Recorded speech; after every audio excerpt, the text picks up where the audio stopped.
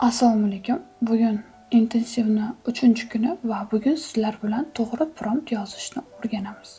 Prompt o'zi nima? Prompt bu sun'iy intellekt bilan muloqot qilish tili. Ya'ni hozir siz bilan o'zbek tilida gaplashyapman, muloqot qilyapman. Agar kompyuter bilan gaplashmoqchi bo'lsam, unda men dasturlash tilini o'rganishim kerak va dasturlaganda u bilan muloqot qilaman. Sun'iy intellekt bilan esa muloqot qilish bu to'g'ri prompt yozish. Bugun sizlar bilan amaliy dars bo'ladi va sizlarga to'g'ri prompt qanday yozilishini ko'rsatib beraman. Xo'sh, prompt yozganda nimalarga e'tibor berish kerak? Prompt yozganda aniqlik bu juda ham muhim. Keling sizlar bilan oddiy prompt yozib ko'ramiz. Menga dieta yoz.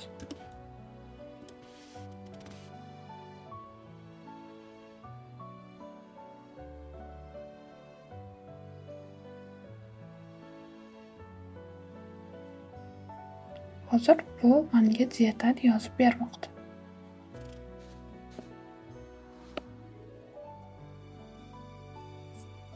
Mana ko'rib turganingizdek, bu menga nimalarni cheklashim kerak? Xatolar ham bor.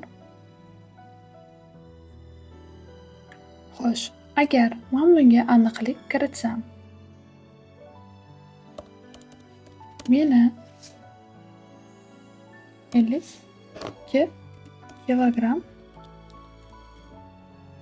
vaznim bor. Bo'yim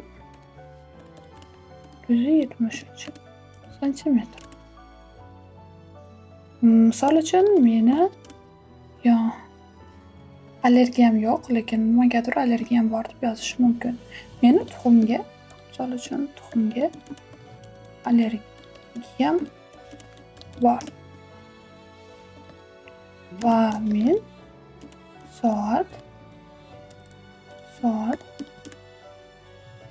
9da uyg'onaman.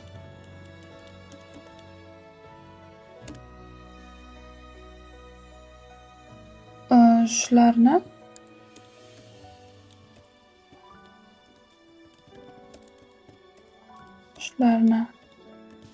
hisobga olgan.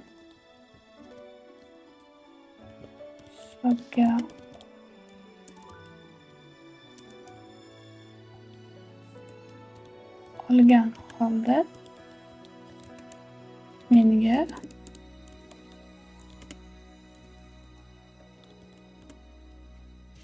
shularni hisobga olgan holda menga dieta tuzib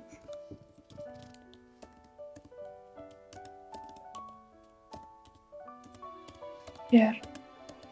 Men ozmoqchiman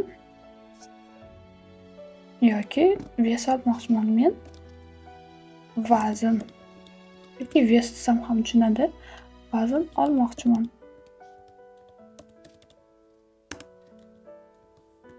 Barchasini Word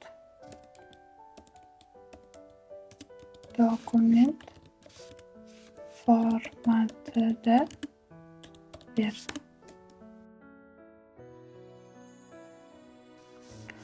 Men endi ushbu promptni yozganimda aniqlik kiritdim. Ya'ni kim uchun?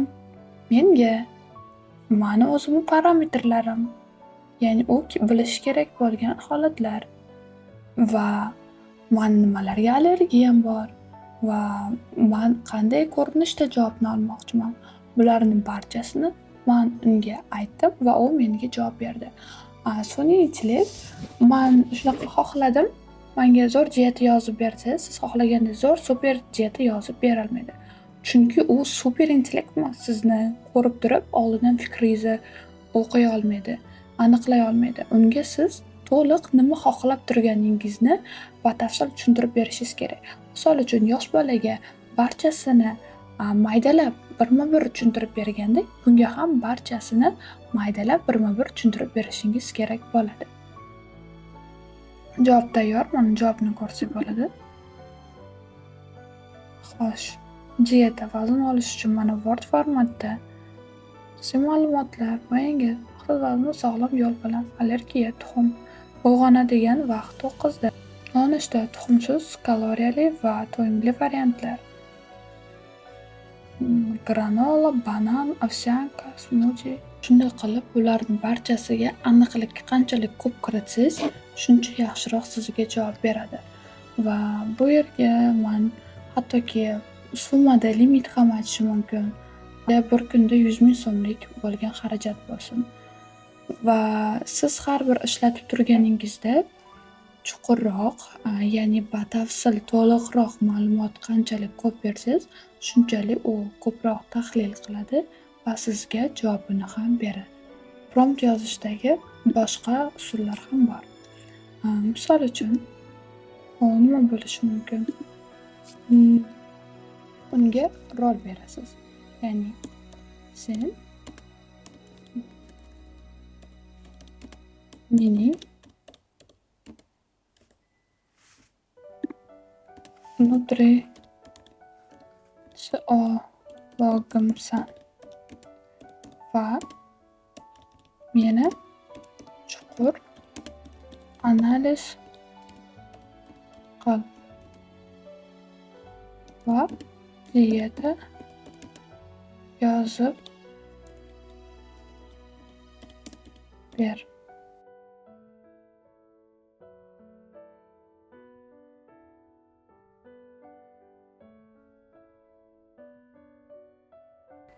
Siz unga rol berishingiz mumkin. Ya'ni sen marketologsan, sen copywritersan, sen nutritsiologsan. E'tiborli bo'ling. Shu joyda juda ham e'tibor talab qilaman. Sen meni vrachimsan, sen meni yuristimsan degan savollarni iltimos bermang, chunki juda javoblari noto'g'ri. Va sun'iy intellektdagi bo'ladigan xatolar haqida ham alohida gaplashib o'tamiz. Shularga e'tibor bering. Bularni umuman ishlatmang, chunki xato javob bersa, siz unga tayanib qolishingiz mumkin. Shu sabab vrach, advokat, yurist va hokazo, sudya shunaqangi savollarni, rollarni bermang. Bersangiz ham u bergan javoblarni albatta tegishli bo'lgan rasmiy saytlardan tekshirib oling. Iltimos, yoki vrach bilan albatta maslahatlashishni unutmang. Buni aytmasam iloji bo'lmasdi. Men bunga bergan rolni qabul qildi va u menga hozir mana yozib berdi. Tanada yog' foizi taxminan 17% kam. Va e'tibor bersangiz, har bitta yozganimda unga men yozishim kerak. Qaysi ko'rinishda? Spiska, dokument, Excel. Mana ko'rib turganingizdek, siz bilan mana dietamiz tayyor. Ko'proq rus tilida muloqot qilganim uchun menga rus tilida berdi va men bunga o'zbek tilida bergin deb yozganim yo'q. Chunki prompt to'liq berilmagan. Bundan xulosa qilishimiz mumkin. Siz qanaqa javob olmoqchisiz? Buni batafsil yozib berishingiz kerak. Ya'ni bu o'zi siz o'rningizga o'ylab, buni xohladi-ku deb qo'shib bermaydi. Siz nima xohlab turganingizni batafsil har bittasini yozishingiz kerak. Prompt yozishdagi eng asosiysi ham mana shu. To'g'ri unga vazifa berish. To'g'ri u bilan muloqot qilish. ChatGPTni 4-versiyasidan boshlab rasm ham yaratsa bo'ladi va hozir siz bilan ushbu dietani rasm ko'rinishida so'raymiz. Menga dietamni rasm ko'rinishida qilib ber. Va hozirgi ChatGPT pullik versiyasida siz rasmlarni yaxshi kачествоda olsangiz bo'ladi, rasm ko'rinishida olsangiz bo'ladi. O'zini ba'zi bir kamchiliklari bor. Rasm haqida sizlar bilan sun'iy intellektni razbor qilganda bu joyini ham ko'rib chiqamiz. Mana hozir bizga rasm qilishni boshladi va rezultatini ko'ramiz.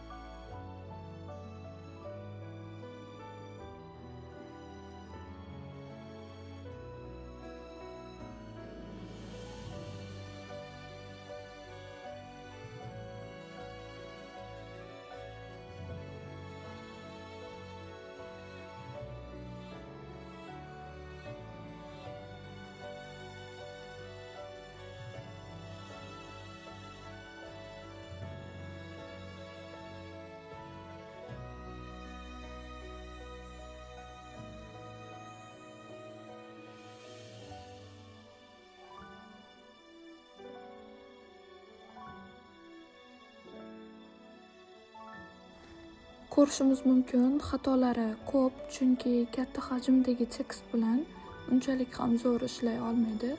Shu sabab bunda rasm qilib turganingizda, tekst bilan ishlab turganingizda ba'zi bir xatolar bo'lishiniga tayyor turing va bularni to'g'irlash kerak bo'ladi. Keyinchalik korrektirovka qilish kerak bo'ladi.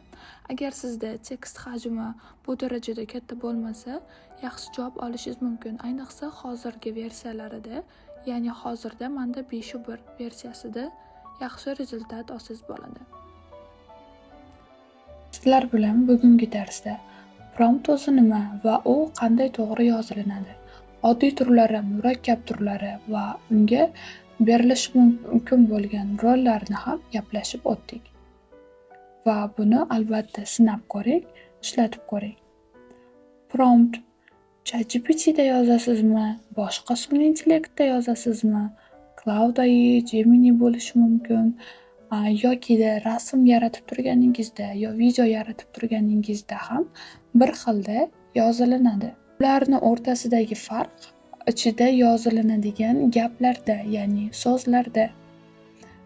Misol uchun, rasm yaratib turganingizda siz ranglarni qo'shishingiz mumkin, insonlarni qo'shishingiz mumkin, ayol kishi, erkak kishi, yoshgina qizaloq, kiyimini rangigacha yozishingiz mumkin, atmosferani yozishingiz mumkin.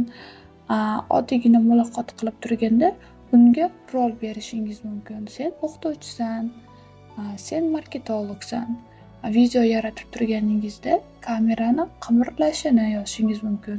Kamera o'ngdan chapga qimirlamoqda, chapdan o'ngga yoki tepadan pastga va shu ko'rinishda, shu turda prompt yozishlar farqlanadi. Va sizga barcha aytib o'tgan qoidalarga rioya qilsangiz, ya'ni unga kimligini, siz kimligingizni va javobni qanday ko'rinishda olishni xohlashingizni, hattoki qaysi tilda javobni olishni xohlashingizni ham aytib o'tsangiz, shundagina siz to'liq javob undan olasiz. Hozirgi kunda kasblarning ichiga prompt engineering degan bir kasb qo'shildi. Bu prompt to'g'ri yozish, ya'ni sun'iy intellekt bilan to'g'ri muloqot qilish. Hattoki ba'zi bir vakansiyalarni ham ko'rdim, sun'iy intellekt bilan muloqot qilish. Ya'ni bu ham promptni to'g'ri yozish va undan olingan javoblarni to'g'ri filtrlash degani. Agar siz prompt yozishni to'g'ri, mukammal ravishda o'rgansangiz, sizga qolgani oson bo'ladi. Qanday sun'iy intellektni ishlatishingizni farqi yo'q. Asosiysi promptni to'g'ri yozishni bilsangiz, shuni o'zi kifoya. Deyarli har biri bir xil yozilinadi. Ularda har birida o'zini roli bor, o'zini qiladigan vazifasi bor va siz qaysi biriga qanday vazifa bersa bo'ladi, shularni tushunib olsangiz, qolgani qiyin bo'lmaydi. Bugun siz bilan prompt nimaligini o'rgandik. Prompt bu sun'iy intellekt bilan muloqot qilish tili. Va yana prompt qanday to'g'ri yozilishini va nimalarga e'tibor berish kerakligini ham ko'rib chiqdik. Agar sizda savollar qolgan bo'lsa, izohlarda yozib qoldiring, javob berishga harakat qilaman va keyingi darsda biz siz bilan chuqurlashib, ChatGPT o'zi nima va u bilan qanday ishlash kerakligini ko'rib chiqamiz.